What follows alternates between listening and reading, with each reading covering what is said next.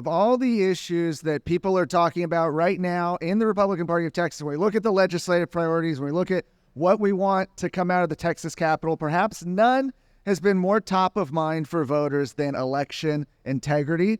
To talk about that for a few minutes, we have Christine Welborne, the head of Advancing Integrity, which is an organization that has been looking into how to secure elections, getting those efforts across the finish line.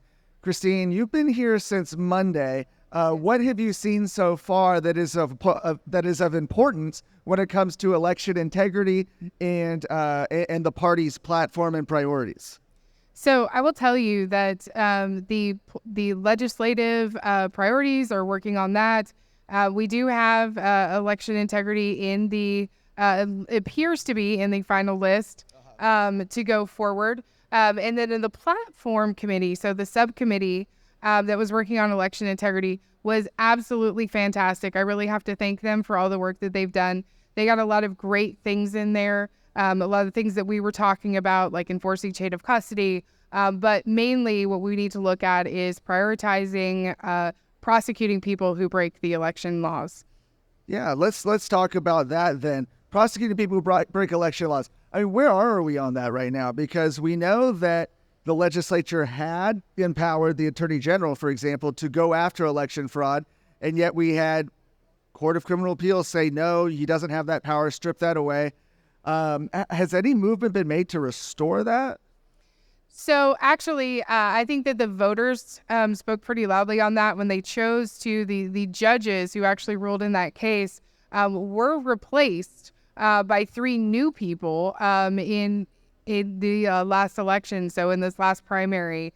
And I think that was really a message that they did not approve of removing the prosecutorial powers of the Attorney General, because it basically then falls back onto these district attorneys who some of them are, backed by George Soros, and they're people who are either afraid to act or they just choose not to. And so we just have all these prosecutions that are just falling through. Mm-hmm. When it comes to the party's priorities, right? So election integrity has been one, has been a priority, and there's a number of issues that sort of fall under that umbrella. What is like the most important? It's hard to rank them, right? Because there's a lot to do when it comes to election integrity. There's no one fix. But what are sort of the top 3 things that need to be done, you think, in order to help people feel secure that whenever they vote, that their vote is being counted and that it's not being subject to fraud? Yeah, I mean, I would say that the ability to prosecute is one of the big things, but not just like harvesters and people on the outside, but also our election officials. So right now, in a lot of the election code, our election officials can just completely ignore the code. We saw that in Harris County in 2020, where they just break the law and ignore it, and there's no penalties for them at all. And in fact, we have the opportunity to do civil penalties against them, which Attorney General Ken Paxton would be able to prosecute if they're civil.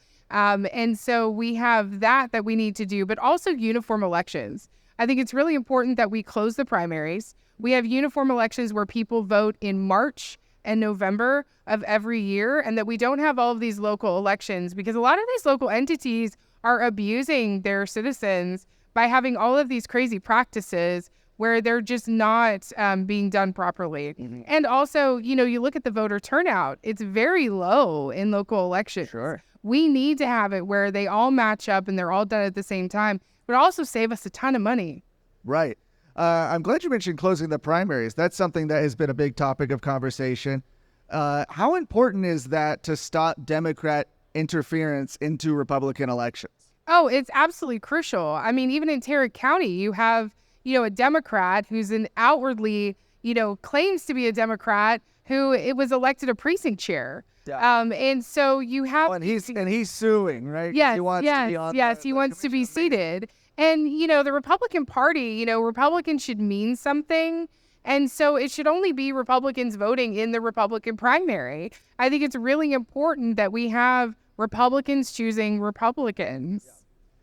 So looking past this convention, what is your organization going to be doing in the weeks and months ahead of this upcoming legislative session? So we are going to be preparing. There's a lot of great bills that were put forward last legislative session but didn't make it out of committee. and that were killed. And so we would really like to see those brought back. Also, some new legislation to make sure that we have more safe elections, secure elections. Your booth is back over there. Yep.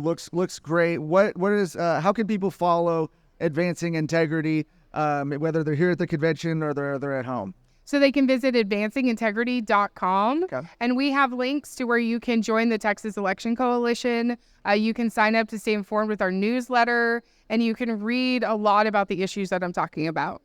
Christine, thank you so much. We'll be right back.